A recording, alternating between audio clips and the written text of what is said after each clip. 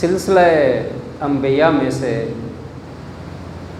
جو نبی رسول خدا کے بعد سب سے قداور نظر آتے ہیں وہ حضرت ابراہیم علیہ السلام۔ نبوت اور خلت کے بعد انہیں کئی امتحانوں سے گزرنا پڑا، جیسے کہ اللہ کہہ رہا ہے کہ اللہ نے، اس کے رب نے ابراہیم کو امتحانوں سے گزارا۔ تو جب ابراہیم امتحانوں میں کامیاب ہو گئے تو اس وقت خدا نے یہ کہا انی جاعلک للناس اماما، کہ ابراہیم ہم نے تمہیں لوگوں کا امام قرار دیا، قالا ومن ذریتی۔ تو ابراہیم نے کہا پروردگارا اس عہدے کو میری ذریت میں بھی قرار دے۔ دیکھیں امامت بہت بڑا عہدہ تھا، امام صادق علیہ السلام سے مروی ہے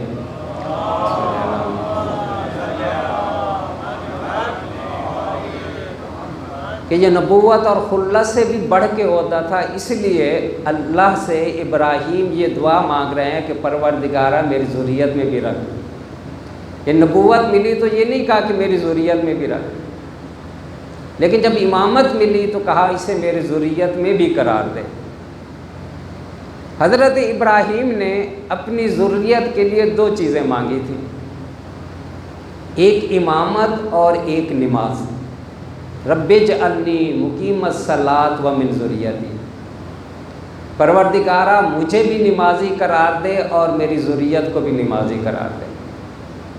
اب اس سے آپ اندازہ لگائیں کہ نماز کی کتنی اہمیت ہے کہ ایک طرف امامت مانگ رہے ہیں اور دوسری طرف نماز مانگ رہے ہیں۔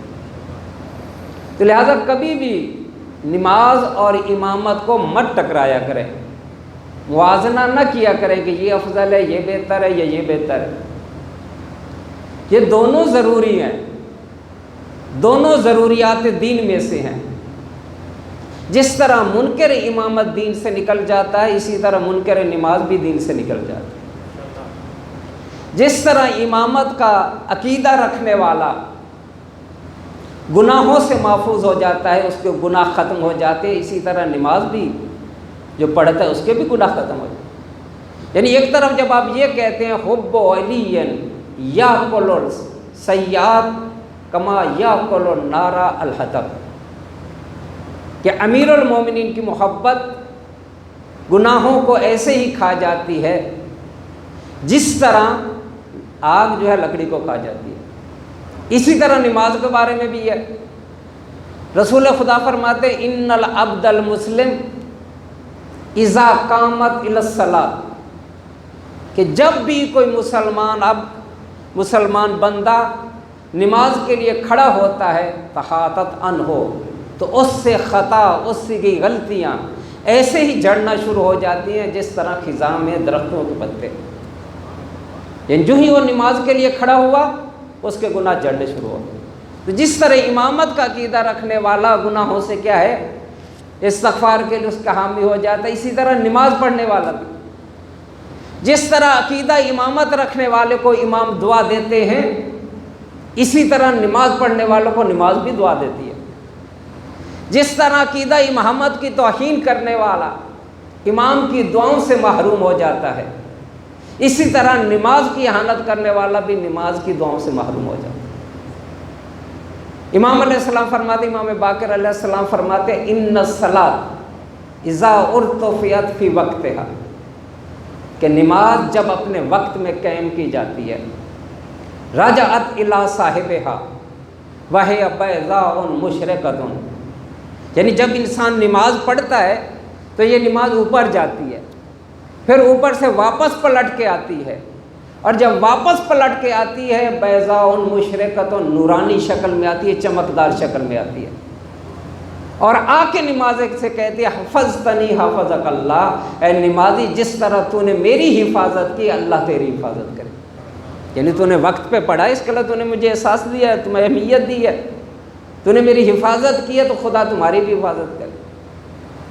لیکن یہی نماز اگر غیر وقت میں پڑھی جائے جان بوجھ کے، تو نماز پلٹ کے یہ کہتی ہے اور سیاہ شکل میں آ کے کہتی ہے زیّتنی زیّک اللہ، جس طرح تو نے مجھے ضائع کیا اللہ تجھے ضائع کرے۔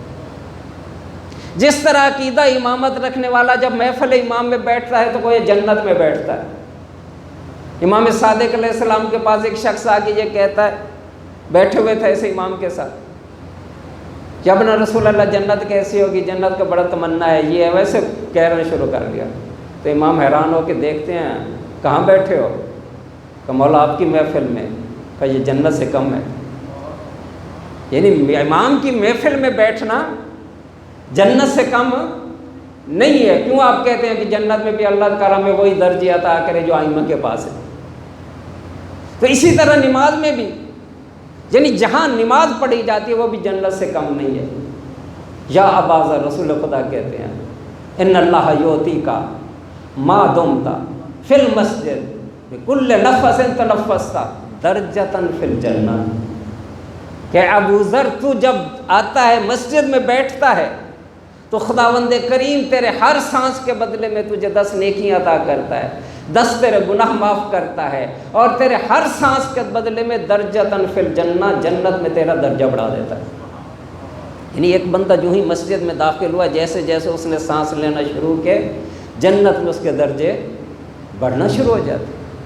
اسی لیے تو امیر المومنین کہتے ہیں الجلسۃ فی الجامع خیر لی من الجلسۃ فی الجنہ، کہ مسجد میں بیٹھنا، جامع میں بیٹھنا مجھے جنت میں بیٹھنے سے زیادہ پسند ہے۔ کیوں؟ لأن فیہا رضیا نفسی، کیونکہ جنت میں بیٹھنے سے مجھے خوشی ہوگی، میرا نفس راضی ہو جائے گا۔ وفی الجامع رضیا ربی، لیکن جامع میں بیٹھنے سے میرا رب راضی ہوتا ہے۔ یعنی اگر امیر المومنین کے سامنے 2 راستے ہوں، ایک راستہ جنت کی طرف جا رہا ہو اور دوسرا راستہ مسجد کی طرف جا رہا ہو، تو امیر المومنین جنت والے راستے کی طرف نہیں جائیں گے بلکہ اس راستے پہ چلیں گے جو مسجد کی طرف جائیں گے۔ تو لہذا کبھی بھی نماز اور امامت کا ایسا موازنہ نہ کیا کریں۔ بعض لوگ کہتے ہیں جی وہ اصول دین میں ہے، یہ فروع دین میں ہے، اصول دین افضل ہوتے ہیں فروع دین سے، لیکن کیا افضل کے ہوتے ہوئے دوسرے کو چھوڑ دینا چاہیے؟ امیر المومنین افضل ہے یا رسول خدا؟ تو کیا رسول خدا کو مان لینے کے بعد امیر المومنین کو چھوڑ دیں گے؟ امیر المومنین افضل ہے یا امام حسین علیہ السلام؟ یقیناً امیر المومنین افضل ہے۔ تو لہٰذا کیا ان کے ماننے سے پھر یہ عقیدہ امامت امام حسین کے متعلق ساقط ہو جائے؟ لہٰذا یہ کبھی بھی نہ کہا کریں بھئی چونکہ ہم عزاداری کر رہے ہیں، چونکہ ہم مجلس میں جا رہے ہیں، چونکہ ہم ماتم کر رہے ہیں، چونکہ ہم آنسو بہا رہے ہیں اور یہ اہم چیز ہے لہذا نماز کی ضرورت نہیں، یہ دونوں اہم چیزیں ہیں۔ اس لیے جہاں نماز وہاں امامت، جہاں امامت وہاں نماز۔ یعنی امامت کے بغیر آپ کی نماز فضول ہے، وہ نماز فائدہ نہیں دے گی جو بغیر امامت کے ہوگی، جس میں عقیدہ امامت نہ ہو۔ اسی طرح وہ عقیدہ امامت فائدہ نہیں دیتا جو نماز نہیں پڑھتا۔ امام جعفر صادق علیہ السلام نے کیا کہا تھا کہ وہ لوگ جو نماز کو خفیف سمجھتے ہیں ان کو ہماری شفاعت نصیب نہیں ہوگی۔ لہذا کبھی بھی ان دونوں چیزوں کو آپس میں نہیں ٹکرانا چاہیے۔ یہ دونوں ہی تو اتنی اہم تھیں کہ ابراہیم جیسا نبی اللہ سے 2 چیزیں مانگ رہا ہے اپنی اولاد کے لیے کہ پروردگارہ میری اولاد میں امامت بھی رکھ، میری اولاد کو نماز بھی بنا۔ تو جب حضرت ابراہیم نے یہ مانگا، کب مانگا تھا یہ چیز؟ جب اپنے بچے کو ذبح کے لیے لٹا دیا تھا، اور یہ بہت گہرا امتحان تھا۔ ان ھذا لبلاء مبین، یہ بہت سخت امتحان تھا، لیکن اللہ نے کیا کہا؟ فدیناہ بذبح عظیم، کہ ابراہیم ہم نے اس امتحان کو، اس ذبح کو عظیم میں بدل دیا۔ یعنی اب اسماعیل کی جگہ پہ کوئی عظیم قربانی دی جائے گی، یعنی وہ قربانی ہوگی۔ سلام یا ابراہیم ترکناہ فی الآخرین انا کذالک نجزی المحسنین، یعنی اللہ نے ابراہیم سے یہ وعدہ کیا تھا کہ ابراہیم تو نے اپنے خواب کو سچ کر دکھایا ہے، اب جو چیز تو نے مانگی ہم تجھے عطا کریں گے، ہم تمہاری ذریت میں امامت کو بھی رکھیں گے، تمہاری ذریت نماز پہ پڑھے گی، اور کذالک نجزی المحسنین، اور جو بعد میں یہ کرے گا اس کو بھی ہم دو چیزیں عطا کریں گے۔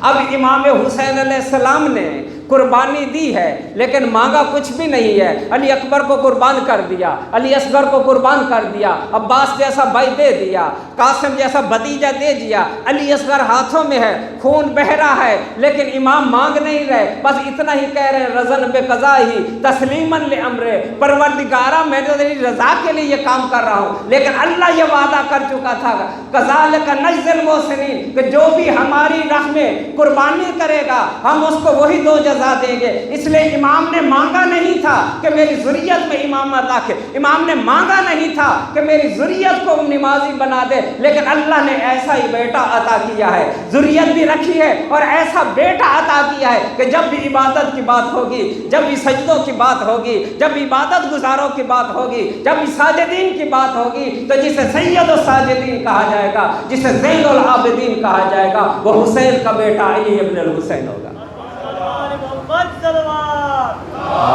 اللہم صلی علی محمد۔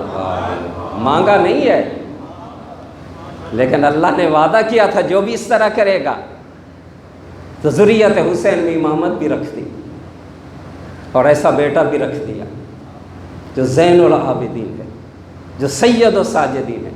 کیونکہ یہ میرا موضوع نہیں ہے، وگرنہ آپ کو بتاتا کہ سید الساجدین کیا ہے، زین العابدین کیا ہے، کس نے یہ نام رکھے ہیں اور کیوں کہا گیا امام کو زین العابدین۔ لیکن افسوس کی بات یہ ہے کہ جب بھی سید سجاد کا نام آتا ہے، زین العابدین کا نام آتا ہے، تو ذہن میں ایک بیمار، لاغر، لاچار، بیچارے شخص کا تصور آتا ہے۔ یہ نادان دوستوں کی باتیں ہیں۔ امام صرف روتے رہے، امام صرف گریہ کرتے رہے، کیا امام اپنے فرائض منصبی سے غافل ہو گئے؟ 34 سال امامت کا عہدہ ہے، 34 سال کا پیریڈ ہے، کیا امام صرف روتے رہے؟ فرض منصبی کیا تھا امام کا؟ امام کیوں دنیا میں آتا ہے؟ اللہ اپنے نمائندے کیوں بھیجتا ہے؟ نبی کیوں اس پہ آتے ہیں دنیا میں؟ نبی اس لیے آتے ہیں تاکہ لوگوں کی ہدایت کی جائے۔ امام کو اللہ اس لیے بھیجتا ہے کہ لوگوں کی ہدایت کی جائے۔ یعنی جتنے بھی اللہ اپنے نمائندے بھیجتا ہے سب کا فرض منصبی یہی ہے کہ وہ لوگوں کی ہدایت کرے۔ سب ہدایت کرنے کے لیے آتے ہیں، طریقے مختلف ہوتے ہیں، کسی نے جنگ کر کے ہدایت کی، کسی نے صلح کر کے ہدایت کی، کسی نے نماز پڑھ کے ہدایت کی، کسی زندان میں جا کے ہدایت کی، کسی نے آنسو بہا کے ہدایت کی۔ یعنی جس طرح کا طریقہ اپنایا، جو ماحول کے لیے مناسب تھا وہ طریقہ اپنایا، مقصد ایک ہی تھا کہ ہدایت کرنی ہے۔ اب امام علیہ السلام کا بھی مقصد ایک تھا، ہدایت کرنی ہے۔ کہیں امام نے گریہ کر کے ہدایت کی، کہیں امام نے دعائیں مانگ کے ہدایت کی، کہیں امام نے خطبے پڑھ کے ہدایت کی۔ اب دیکھیں مزاج میں بڑا فرق ہے، کیونکہ اصل مقصد ایک تھا۔ امام نے صرف گریہ نہیں کیا، جہاں گریہ کی ضرورت تھی امام نے گریہ کیا۔ یہ امام کے گریہ کا اثر تھا کہ مدینہ والے جو یزید کو اپنا خلیفہ اور رسول کا جانشین سمجھتے تھے اس کی بیعت کر لی تھی، لیکن جب امام سجاد کو روتے ہوئے دیکھتے تھے، گریہ کرتے ہوئے دیکھتے تھے تو سوچتے تھے رسول کا بیٹا روتا کیوں ہے، علی بطول کا بیٹا گریہ کیوں کرتا ہے۔ یہ سب لوگ آتے تھے امام سے پوچھتے تھے مولا گریہ کیوں کرتے ہیں، تو امام واقعات کربلا بیان کرتے تھے، یزید کے متعلق بیان کرتے تھے۔ اب ان کے ذہن میں یہ آیا کہ جسے ہم خلیفہ سمجھتے ہیں اس نے تو امام پہ ظلم کیا ہے، تو حنظلہ کے بیٹے عبداللہ، حنظلہ جو وسیل الملائکہ ہیں، ان کے بیٹے عبداللہ وہ تیار ہوئے کہ جا کے پتہ تو کریں کہ امام جس کا نام لے کے روتا ہے وہ کیسا انسان ہے۔ وہ پورا کارواں تیار ہوا اور جا کے وہاں دیکھا، یزید کی حالت دیکھی، تو واپس پلٹ کے مدینہ والوں سے یہ کہتے ہیں کہ جس کو تم خلیفہ سمجھتے ہو وہ تو مسلمان ہی نہیں ہے، یہ جس کی تم بیعت کر چکے ہو وہ بیعت کا حق ہی نہیں رکھتا، وہ فاسق ہے، وہ فاجر ہے۔ یعنی یہ امام کے گریہ کا اثر تھا کہ کل تک جو اس کو اپنا خلیفہ سمجھ رہے تھے آج وہی کہہ رہے ہیں وہ فاسق بھی ہے، فاجر بھی ہے۔ تو امام نے ہدایت کرنی تھی، کبھی رو کے ہدایت کی، امام نے کتابیں تالیف کروائی. امام کی ایک کتاب جو امام نے تالیف کرائی ہے جسے کہتے ہیں رسالۃ الحقوق، یعنی حقوق والی کتاب. اس میں امام علیہ السلام نے تمام حقوق بیان کر دیے. اردو ترجمہ بھی موجود ہے، عربی میں اس کی شروح بھی موجود ہے.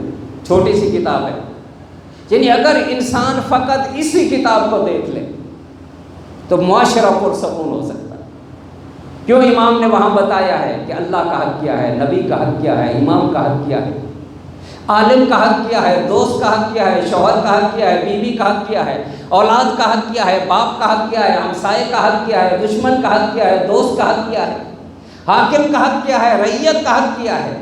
یعنی اگر انسان اپنے اپنے حقوق ادا کرنا شروع کر دے، شوہر بیوی کے حق ادا کرے، بیوی شوہر کے حق ادا کرے، باپ بیٹے کے حق ادا کرے، بیٹا باپ کے حق ادا کرے، تو گھر جنت نظیر ہو سکتا ہے یا نہیں؟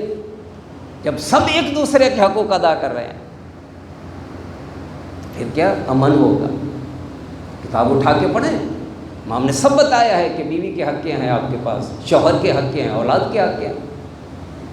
پھر امام نے ایک اور کتاب جس کو آپ کہتے ہیں صحیفہ سجادہ. امام نے یہ راستہ کیوں اپنایا؟ کیونکہ اس وقت کا ماحول اس بات کا تقاضا کرتا تھا. یعنی آپ اس ماحول کا اندازہ ایسے لگائیں. ابو الفرج اصفہانی اہل سنت کے محقق ہیں، انہوں نے ایک کتاب لکھی الاغانی. کہتے ہیں معاشرہ اتنا بگڑ چکا تھا کہ تقویٰ کی جگہ پہ لہو و لحن نے لے لی تھی. عالم کی بجائے جاہل کی عزت ہوتی تھی، متقی کی بجائے گنہگار کی عزت ہوتی تھی. کہتے اب اس سے اندازہ لگائیں کہ ایک گانے والی مکہ میں آتی ہے تو اس کا اتنا استقبال ہوتا ہے کہ کسی خلیفے کا بھی استقبال نہیں ہوتا. دشمنی اہل بیت فضیلت سمجھی جاتی تھی اور محبت اہل بیت جرم سمجھا جاتا تھا. اس کا آپ اندازہ کہتا لگائیں کیسا ہے. یعنی وہ جو شخص یہ سمجھتا ہے کہ جو اہل بیت کا محب ہے اس کا خاندان کا خون حضر جائے گا، وہ امام کے قریب آئے گا. یہ جو میں کہہ رہا ہوں نا کہ دشمنی اہل بیت فضیلت سمجھی جائے گی. حجاج بن یوسف کا نام سنا ہوگا. اس کا ایک دوست تھا عبداللہ بن خانی، انتہائی کریہ و شک، دیکھ کے ڈر لگتا تھا، سیاہ رنگ، لیکن حجاج نے اس کو اپنا دوست بنایا ہوا تھا. ایک دن تخت پہ اپنے ساتھ بٹھا کے رکھا اور اسے کہتا ہے اپنی شکل بھی دیکھی ہے اور میرا احسان بھی دیکھا ہے. اس نے 2 قبیلوں کے سرداروں کی بیٹیوں سے اس کی شادی کروائی تھی. وہی کہہ رہا ہے کہ اپنی شکل بھی دیکھ اور میرا احسان بھی دیکھ. تو یہ آگے جواب میں کہتا ان لنا مناقب، کہ ہمارے پاس ایسے فضائل ہیں، یعنی ہمارے خاندان کے ایسے مناقب ہیں کہ کسی عرب کے پاس بھی وہ فضیلتیں نہیں ہیں. تو کون سی فضیلت ہے؟ کہتا پہلی فضیلت یہ ہے کہ جنگ صفین کے موقع پہ ہمارے 70 افراد حاکم شام کے ساتھ تھے، ایک شخص ابو تراب کے ساتھ تھا. ہم اس کو بھی برا بھلا کہتے تھے کہ تم وہاں کے شام کو چھوڑ کے علی کے پاس کیوں گیا. یہ ہماری بہت بڑی فضیلت ہے. حجاج بھی کہتا ہے واللہ منقبت، خدا کی قسم بڑی فضیلت. کہتا دوسری فضیلت، جب جنگ کربلا ہوئی تھی ہماری خواتین نے یہ نظر مانی تھی کہ اگر یزید جیت گیا، فاتح ہوا، تو ہم 10 اونٹ قربانی کے دیں گے. یعنی یزید کی فتح پہ 10 اونٹ اللہ کی راہ میں دیے جا رہے ہیں. کہتا واللہ منقبتن، خدا کی قسم بہت بڑی فضیلت. تیسری فضیلت، کہتا تم بنی امیہ نے صرف علی پہ صبر کیا ہے، علی کو گالی دیتے تھے، ہم علی کو بھی گالی دیتے تھے، فاطمہ کو بھی گالی دیتے، حسن حسین کو بھی گالی. کہتا واللہ منقبتن، خدا کی قسم یہ بڑی فضیلت. اب خود سوچیں کہ یہاں دشمنی اہل بیت فضیلت سمجھی جاتی ہو تو وہ کیا امام کے پاس آتے؟ کہ ان کو پتہ تھا امام کے پاس گئے کہ تو سارا خاندان جلا دیا جائے گا. تو اب امام کو بھی پتا تھا کہ میں نے تبلیغ کیسے کرنی ہے ان کے سامنے، تو امام نے کون سا طریقہ اختیار کیا؟ امام نے ہاتھ اٹھا دیے۔ اب مسجد میں امام کھڑے ہیں، دعا مانگ رہے ہیں، اب یہی سمجھ رہے ہیں کہ امام تو دعا مانگ رہے ہیں، لیکن امام دعاؤں کے ذریعے کیا کہہ رہے ہیں کہ اللہ سے بات کرنی ہے تو کس طرح کرنی ہے، اگر رزق بڑھانا ہے تو کس طرح بڑھانا ہے، اگر اولاد لینی ہے تو کس طرح لینی ہے، اگر سکون و اطمینان چاہیے تو کس طرح چاہیے، اگر ظلم کو دور کرنا ہے تو کیسے چاہیے، اللہ کا مقام کیا ہے، امام دعا کے ذریعے بتا رہے ہیں، نبی کا مقام کیا ہے، دعا کے ذریعے بتا رہے ہیں، ملائکہ کا مقام کیا ہے، دعا کے ذریعے بتا رہے ہیں۔ یعنی دیکھنے والا تو یہی سمجھ رہا ہے کہ امام دعا کر رہے ہیں، تو جب امام کو دعا کرتے ہوئے دیکھتے تھے تو امام کے گرد آ کے جمع ہو جاتے تھے۔ اب امام شاہ تبلیغ کرتے تھے، امام نے وہاں بتایا کہ اہل بیت کیا ہے، رسول خدا کیا ہے، خداوند کریم کیا ہے۔ اب خطبہ نمبر پڑھیے گا، وہ دعا نمبر 47، اس میں امام کیا کہہ رہے ہیں۔ ویسے اگر کہہ دیتے تو شاید کوئی سنتا نہ، لیکن امام نے وہاں کیا کہا؟ اے پروردگارا درود بھیج اس اہل بیت پہ الذی اخترتہم لامرک وجعلتم خزنۃ علمک، پروردگارا تو درود بھیج جن اہل بیت کو جس کو تم نے اپنے امر کے لیے اختیار کر لیا۔ یہ بہت بڑا جملہ ہے۔ کیا امام کہہ رہے ہیں کہ وہ اہل بیت الذین اخترتہم لامرک، کہ اس اہل بیت پہ درود بھیج جس کو تو نے اپنے امر کے لیے اختیار کر لیا ہے۔ یہ امر الہی کیا ہوتا ہے؟ یہ امر الہی کیا ہوتا ہے؟ یعنی وہ امر الہی کے مختار ہیں۔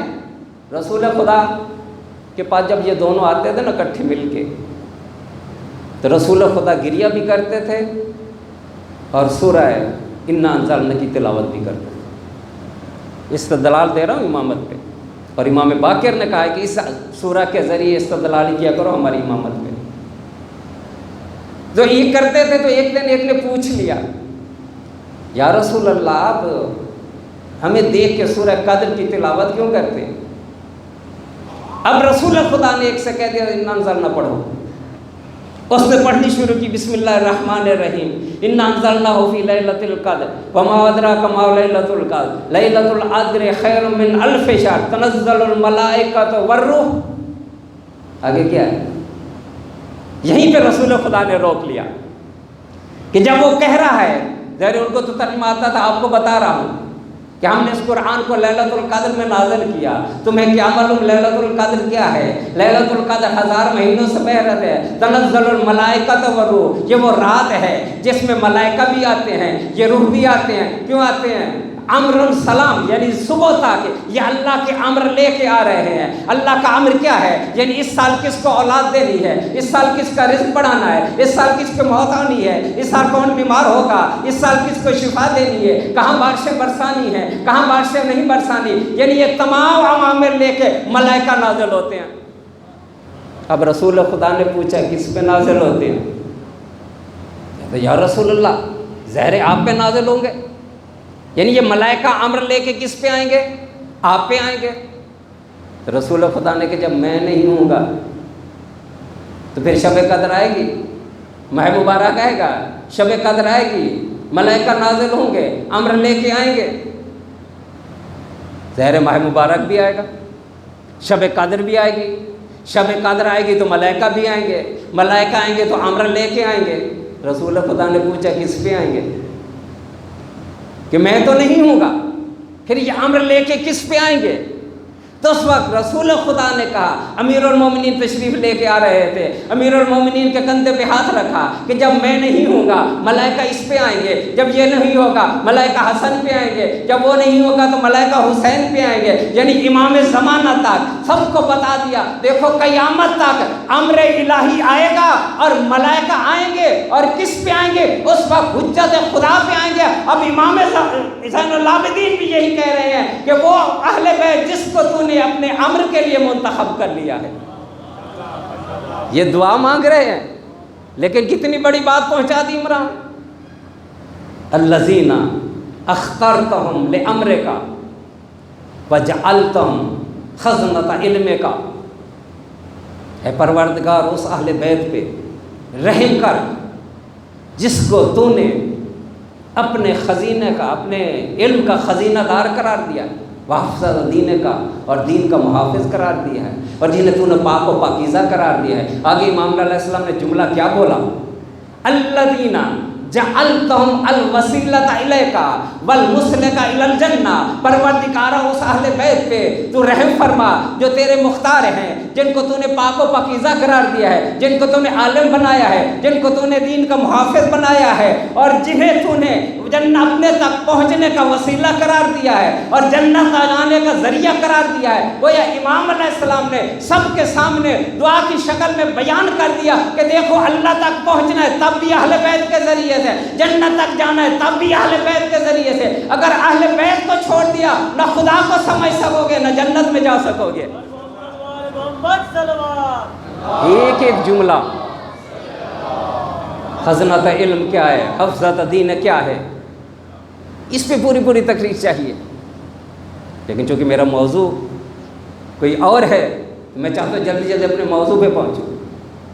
تو کیا کہا امام علیہ السلام نے کہ اہل بیت کے ذریعے کہ تم اللہ تک پہنچ سکتے ہو، اور اہل بیت ہی کے ذریعے تم جنت میں جا سکتے ہو۔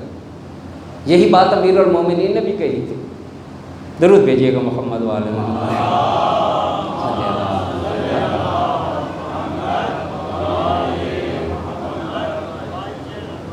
ابن نباتہ کہتے ہیں کہ ہم بیٹھے ہوئے تھے امیر المومنین کے پاس، اور امیر المومنین خطبہ دے رہے تھے، پریشانی تو نہیں ہو رہی؟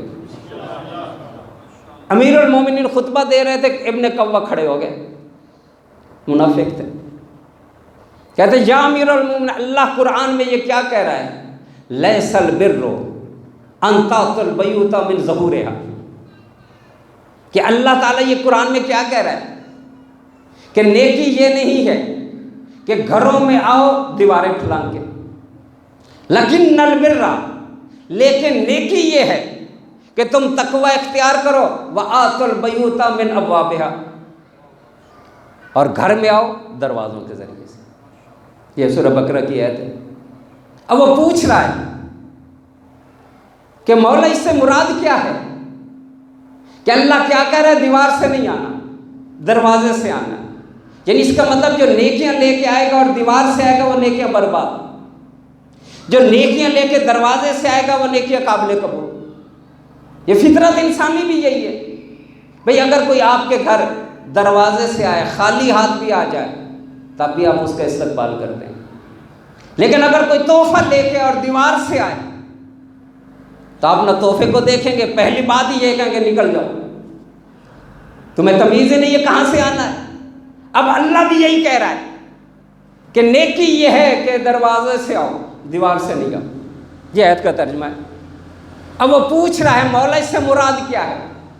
اب امام علیہ السلام فرماتے ہیں نحن الابواب، کہ ہم وہ دروازے ہیں جس سے آنے کا اللہ نے حکم دیا ہے۔ اب امام اس کی تشریح فرماتے ہیں من یاتینا وینصرنا، کہ جو ہمارے پاس آیا اور جس نے ہماری مدد کی فہو یاتی الباب یاتی البیوت من ابوابہا، وہ ایسے ہی ہے جیسے گھر میں دروازے سے آیا ہے۔ ومن خالفنا، اور جس نے ہماری مخالفت کی، اور امام نے یہ بھی بتا دیا کہ اس مخالفت سے مراد کیا ہے، فضل غیرنا علینا، کہ جس نے ہم اہل بیت پہ کسی غیر کو فضیلت دی وہ ایسے ہی ہے جیسے وہ گھر میں دیوار سے آیا ہو۔ کیا یہ امام کہنا کیا چاہتے ہیں؟ جو ہماری ولایت لے کے آئے گا وہ گویا دروازے سے آئے گا، جو دروازے سے آئے گا اللہ اس کی ساری نیکیاں قبول کر لے گا، اور جو دیوار سے آئے گا اس کی ساری نیکیاں برباد کر لے گا۔ اور امیر المومنین یہ کہہ رہے ہیں کہ دروازے سے آنا یہ ہے ہماری ولایت کا اقرار کرے، اور دیوار سے آنا یہ ہے کہ ہم پہ غیر کو فضیلت دے، جو غیر کو فضیلت دے گا جتنے بھی عمل لے کے آئے گا سارے مرد کر دیے جائیں گے۔ یہاں ایک نکتہ ہے، اللہم صلی علی محمد، یہاں ایک نکتہ ہے۔ اگر آپ کسی کو اپنے گھر کا ایڈریس دیں تو آپ کیا کہتے ہیں؟ یہی کہتے ہیں نا فلاں گلی میں ہمارا دروازہ اس آ جانا۔ کبھی کسی نے کہا ہے دیوار سے نہیں آنا، بھئی ایڈریس بتاتے، کبھی نہیں کہتا کوئی کہ دیوار سے نہیں آنا۔ یہ اللہ کیوں کہہ رہا ہے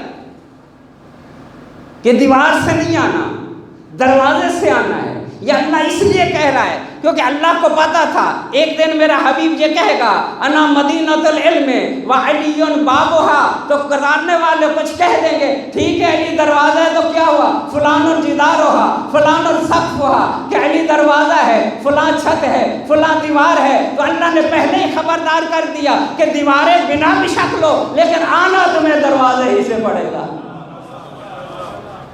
درود بھیجیے گا محمد و آل محمد، اللہم صلی علی محمد۔ تو جس طرح کا ماحول تھا امام نے وہی طریقہ اختیار کیا۔ دیکھیں کوفہ میں بھی امام نے خطبے دیے، دربار شام میں بھی امام نے خطبہ دیا، لیکن اب مزاج میں دیکھیں بڑا فرق ہے۔ جو کوفے میں خطبے دیے گئے اس کا لہجہ اور ہے، جو شام میں خطبہ دیا گیا ان کا لہجہ اور ہے، کیونکہ کوفہ والے محبت کرتے تھے اہل بیت سے، اس لیے وہاں امام علیہ السلام نے اہل بیت کے فضائل بیان نہیں کی، ان کی مصیبتیں بیان کی کہ تم جانتے تھے اہل بیت کو، پھر ان کے ساتھ یہ مصیبتیں کیوں آ گئی۔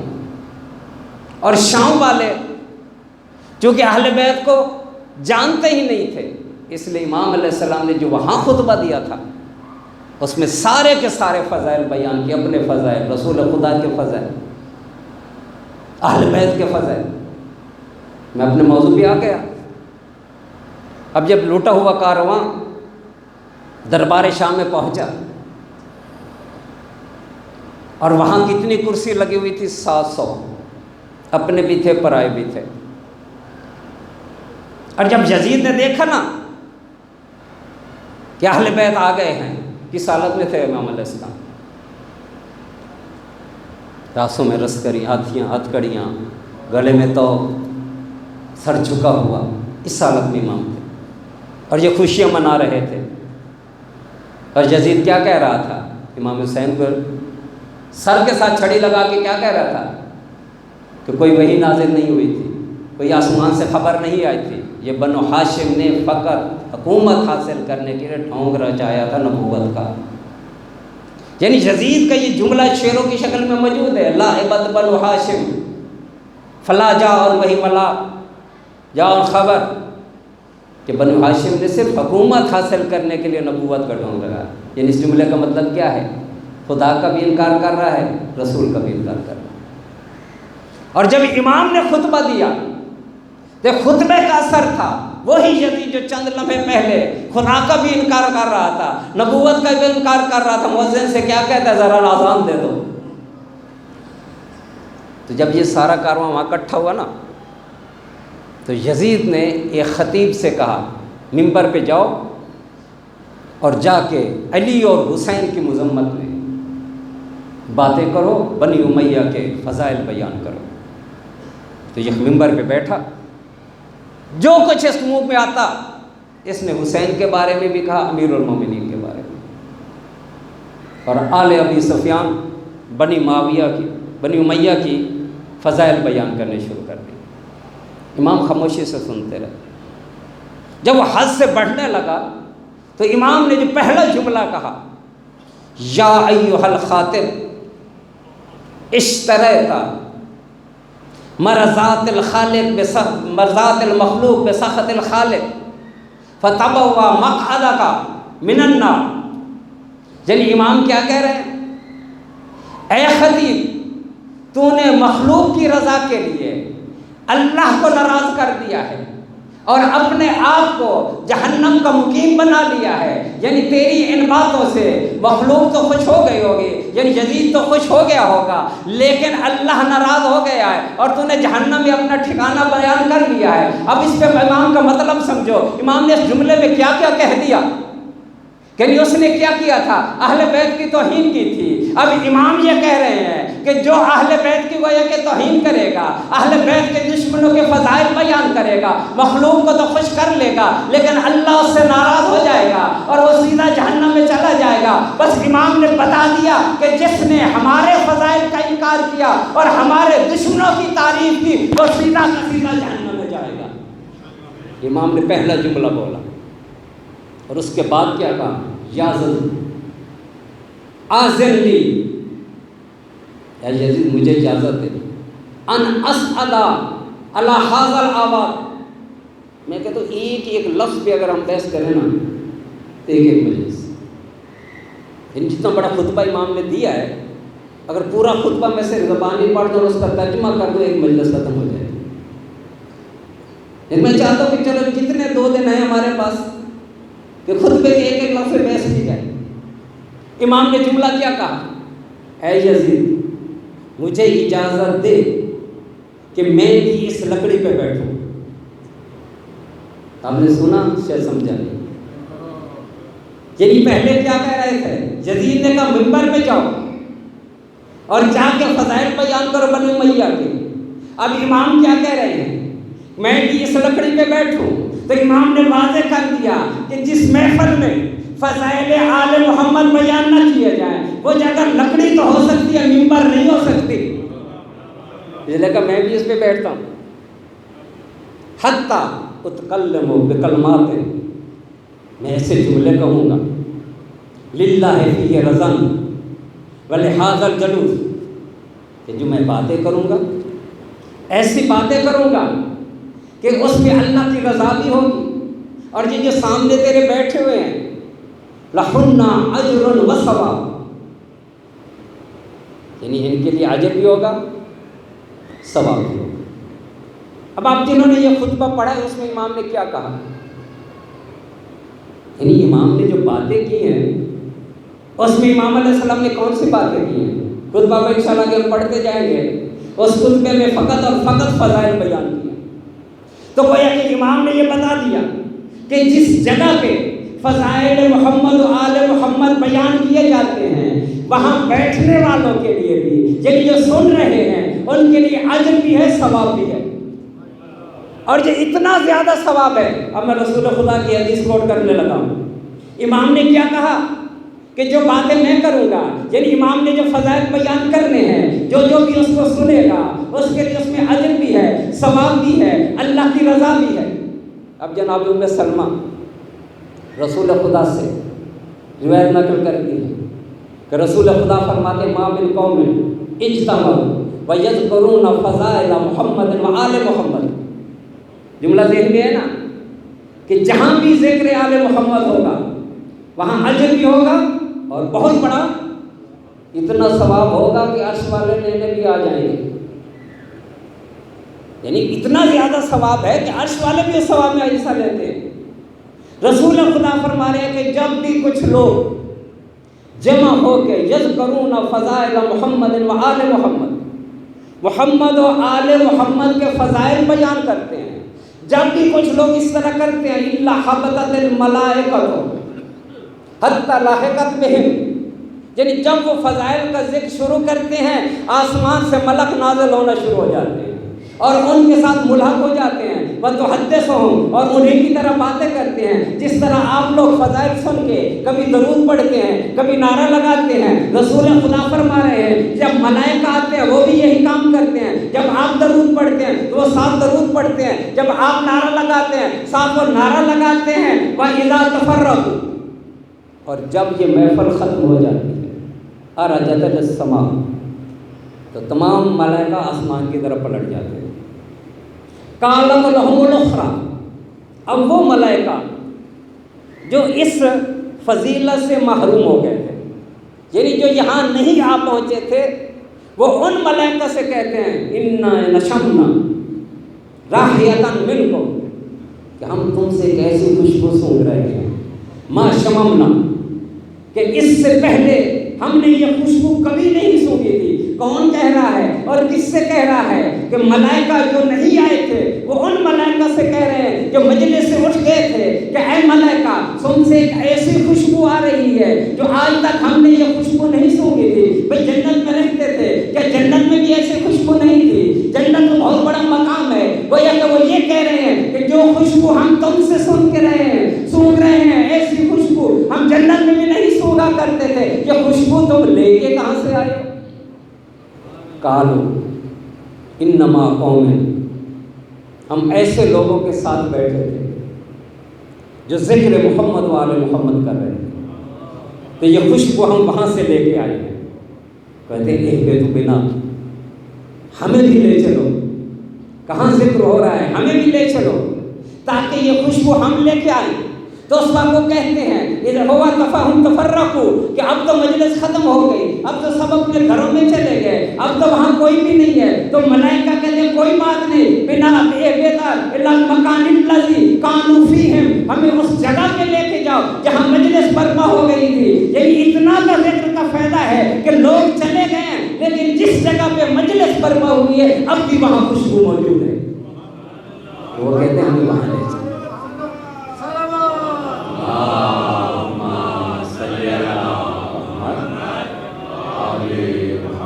تو یہ نہ سمجھے کہ ہم یہاں بیٹھے ہیں تو کوئی اس کا اثر نہیں ہے، کہ جنت سے بڑے مقام پہ بیٹھے ہیں، اسی لیے تم جنت والے ملائکہ یہاں آ رہے ہیں۔ امام علیہ السلام نے کیا کہا کہ جو بات میں کروں گا فیہ للہ فیہ رضا، اس میں اللہ کی رضا بھی ہے اور ان لوگوں کے لیے فائدہ اور اجر بھی ہے۔ امام علیہ السلام کہہ رہے ہیں جہاں بھی ذکر ہوتا ہے وہاں یہ چیز۔ اب یزید سے جب امام نے یہ کہا کہ مجھے اجازت دے میں بھی اس لکڑی پہ بیٹھوں، تو آگے کیا کہتے ہیں نہیں اجازت نہیں، آپ خطبہ نہیں دے سکتے۔ اب جو ساتھی بیٹھے ہوئے تھے وہ کہتے کیوں نہیں اجازت دیتا، تو اس کو اجازت کیوں نہیں دے رہا؟ بھائی ہم خوشحال بھی ہیں، یہ پریشان ہے، ہم صاحب اقتدار ہے، یہ ہمارا قیدی ہے، اس سے ہمیں ڈرنے کی کیا بات ہے؟ تو وہ کیا کہہ رہا ہے کہ اگر یہ ممبر میں بیٹھ گیا تو جو یہ باپ بھی اترے گا نہیں ممبر سے، یعنی یہ ممبر میں جو ہی بیٹھے گا ابھی اترے گا نہیں، میں بھی رسوا ہو جاؤں گا، آل ابو سفیان بھی رسوا ہو جائیں گے۔ یعنی اگر اس نے ممبر پہ آ گیا تو نہ میری عزت رہے گی نہ آل ابو سفیان کی عزت رہے گی۔ کہتا کیوں؟ کہ ساتھی پوچھ رہے ہیں کیوں ایسا ہوگا کہ اگر یہ ممبر میں بیٹھ گیا تو بنی امیہ رسوا ہو جائیں گے۔ یزید آگے سے یہ کہتا ہے انہ من اہل بیت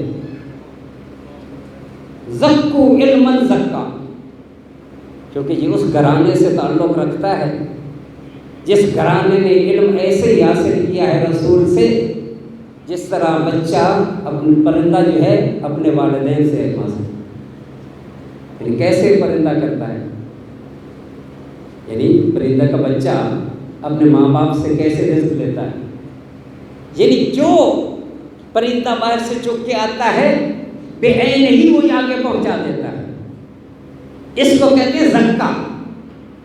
اس میں فرق کیا ہے؟ جو جانور ہوتے ہیں ان کا بچہ بھی تو غذا لیتا ہے لیکن وہ غذا بدلتی رہتی ہے، کھاتا کچھ اور ہے بچوں کو کچھ اور دے رہا ہے، لیکن پرندے میں یہ فرق ہے جو لے کے آتا ہے بے عین وہ پہنچا دیتا ہے۔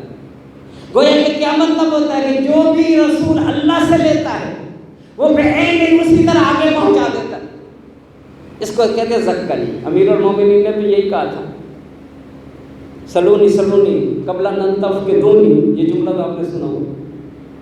آگے امیر المومنین کیا کہتے ہیں کہ یہ جو میں یہاں بیٹھا ہوں اور اس سینے میں جو علم کا سمندر ٹھاٹھے مار رہا ہے وہ رعاب رسول اللہ وزکلی رسول اللہ ہے، زکا میں کہ یہ جو سمندر ہے علم کا یہ مجھے رسول نے ایسے ہی دیا ہے جس طرح پرندہ اپنے بچے کو دانا دیتا ہے۔ گویا کہ امیر المومنین یہ کہہ رہے ہیں کہ جس طرح رسول نے اللہ سے علم لیا تھا بے عین ہی وہ مجھے پہنچا دیا۔ لو ثبت المسادا وجلست علیہ، کہ اگر مسند علم یہاں بچھا دی جائے اور مجھے وہاں بٹھا دیا جائے لاحلفتہ اہل التوراۃ بتورات واہل الزبور بزبور واہل الفرقان بفرقان حتی ینطق کل کتاب صدق علی بن ابی طالب، کہ اگر مسند علم بچھا دی جائے مجھے اس پہ بٹھا دیا جائے، اہل تورات آئے تو میں تورات سے جواب دوں گا، اہل زبور آئے تو میں زبور سے جواب دوں گا، اہل فرقان آئے تو میں فرقان سے جواب دوں گا، اور یہ کتابیں پکار کے کہیں گی علی ابن ابی طالب سچ کہہ رہا ہے،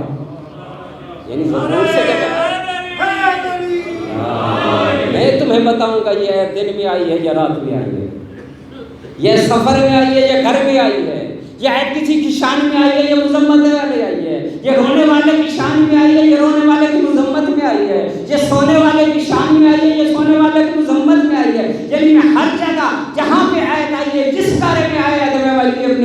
تمہیں بتاؤں گا اور قرآن کہے گا کہ علی سچ کہہ رہا ہے. سلونی پوچھو مجھ سے، میں تو آسمان کے راستے زمین سے بھی زیادہ جانتا ہوں. اب لوگ کیا پوچھ رہے تھے جب امیر المومنین نے یہ دعویٰ کیا تھا؟ ٹائم ختم ہو گیا، بس آخری ویسے نے باقی خطبہ انشاءاللہ کر. اشعث منافق تو مشہور آپ کو پتہ ہے. جب امیر المومنین نے یہ کہا نا کہ مجھ سے پوچھو، میں آسمانوں کے راستوں کو بھی جانتا ہوں، زمینوں کے راستوں، تو کہتا جی میرے سر کے بال گرنے ہیں. تو امیر المومنین نے کہا اگر میں بتا بھی دوں تو تصدیق کون کرے گا؟ یہ کون کہتا کہ یہ سچ کہہ رہا ہے؟ لیکن اتنا بتاتا ہوں تیرے ہر بال کے ساتھ ایک شیطان ہے. اس کے بعد ایک جوان اٹھا، اس نے کہا یا علی اے جبرائیل، کہ آپ جو کہہ رہے ہیں میں آسمان کی باتیں بھی جانتا ہوں، زمین کی باتیں بھی جانتا ہوں، اے جبرائیل. جبرائیل کہاں ہے؟ امام علیہ السلام فرماتے ہیں جبرائیل تو جبرائیل ہے، بس یہ کہنا تھا وہ غائب ہو گیا. اب جبرائیل آئے کیوں؟ یہ سوچنے والی بات ہے. جبرائیل اس لیے آئے تھے کہ میرا مولا یہ دعویٰ کر رہا ہے کہ آسمان کی باتیں بھی پوچھو تب بھی بتاؤں گا، زمین کی باتیں پوچھو تب بھی بتاؤں گا. اگر کوئی آسمان کی بات پوچھ لے اور علی بتا دے تو تصدیق کون کرے گا؟ اس لیے جبرائیل نازل ہوئے اور آ کے یہ پوچھا جبرائیل کہاں ہے، تاکہ لوگوں کو پتہ چل جائے کہ علی جو بھی دعویٰ کرتا ہے سچا دعویٰ کرتا ہے. یہ عظمت تھی اہل بیت کی. لیکن اہل بیت کے ساتھ کیا ہوا؟ اگر عظمت اہل بیت کو سمجھ لیتے لوگ تو کیا علی کا گھرانہ ایسا ہی ذبح ہو جاتا؟ علی کے بچوں کے ساتھ اس طرح کا سلوک ہوتا؟ حضرت سکینہ یہ کہتی ہیں کہ جب ہمارے سارے چلے گئے، کوئی بھی نہیں بچا، میں در خیمہ پہ کھڑی تھی اور میں سوچ رہی تھی اب نہ میرا بھائی ہے، نہ میرا بابا ہے، نہ میرا چچا ہے، سارے چلے گئے ہیں، یہ ہمارے ساتھ کیا سلوک کریں گے؟ یہ کہتے ہیں میں یہ سوچ رہی تھی، ایک شخص آگے بڑھا، ان کے ہاتھ میں نیزہ تھا. بی بی کہتے ہیں جیسے ہی میں نے اس کو اپنے قریب آتے ہوئے دیکھا میں خوف سے لرز گئی. وہ میرے قریب آتا گیا، بالکل قریب آ گیا تو میں خوف سے بھاگی. اب عصر عشور ہے، شام غریبہ ہونے والی ہے. اب یہ ملعون آگے آ رہا ہے. بی بی اس کو دیکھ کے بھاگ کے رہی ہے. بی بی کہتی جب میں نے بھاگنا شروع کیا اس ملعون نے اپنے نیزے کو اٹھایا اور اس نے نیزہ میری طرف پھینکا، نیزہ میری پشت پہ لگا، میں ہی گر گئی. یہ ملعون آگے بڑھا، پہلے اس نے میری چادر کو چھینا، پھر ہاتھ بڑھایا، میرے گوشوارے تک ہاتھ آیا، گوشوارہ کا کھینچنا تھا، اس کے ساتھ کان کی لوگی چلی گئی اور میں بھی ہوش. کہتے جب مجھے دوبارہ ہوش آیا تو میں نے کیا دیکھا؟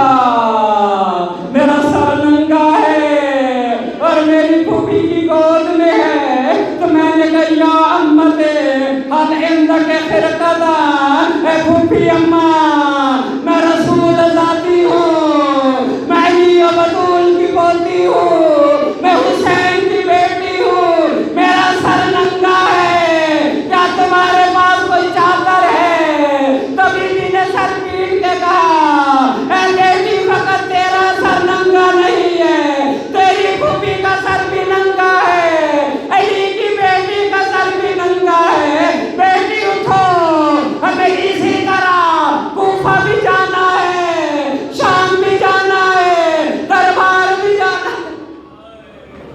بیٹی اٹھی اسی طرح. اسی چیز نے تو سید سجاد کو رلایا تھا. سید سجاد کیوں خون کے آنسو روتے تھے؟ کیا حسین کو دیکھ کے روتے تھے؟ کیا علی اکبر کو دیکھ کے روتے تھے؟ نہیں یادگارو، یہ اسیری زینب تھی جس نے سید سجاد کو اتنا رلایا. بس آخری جملہ سن لے. جب یہ کارواں کوفہ میں داخل ہوا نا، ابن عمیر یہ کہتا ہے کہ میں نے دیکھا کہ جب دربار میں آیا نا سید سجاد، سر جھکا ہوا ہے، جسم لرز رہا ہے، کانپ رہا ہے جسم. کہتا میں نے قریب گیا میں نے کہا سید سجاد میں نے اسی دربار میں مسلم کو آتے ہوئے دیکھا تھا، جب مسلم آیا تھا ہاتھ اس کے بندھے ہوئے تھے، گردن اس کے بھی توق تھا، ہونٹ اس کے بھی کٹے ہوئے تھے، اور وہ خون اس سے غلطا تھا، لیکن اس کا سینہ تنا ہوا تھا۔ ابن زیاد کی آنکھوں میں آنکھیں ڈال کے بات کر رہا تھا، ذرا بھی خوف زدہ نہیں تھا۔ تو امام ہے، تجھے تو زیادہ بہادر ہونا چاہیے، لیکن میں دیکھ رہا ہوں تیرا جسم لرز رہا ہے، تو ابن زیاد کی آنکھوں میں آنکھیں بھی نہیں ڈال رہا، سر تیرا جھکا ہوا ہے۔ سید سجاد نے ایک دفعہ نگاہ بلند کی کہ ابن عمر تو نے مسلم کو آتے ہوئے تو دیکھا، تو نے اس کا انداز تو دیکھا، لیکن تو نے یہ نہ دیکھا مسلم تنہا آیا تھا، میں تنہا نہیں آیا، میرے ساتھ علی کی بیٹیاں ہے، میرے ساتھ رسول کا دیا ہے۔ جب میں نگاہ اٹھاتا ہوں کہیں پھپھی کا سر ننگا نظر آتا ہے، جب میں نگاہ اٹھاتا ہوں کہیں اماں ننگے سر نظر آتی ہے، کہیں بہنیں سر ننگے نظر آتی ہے۔ اب تو ہی بتا میں کیسے اپنے سر کو اٹھاؤں، میں کیسے اپنی پھپھی کا ننگا سر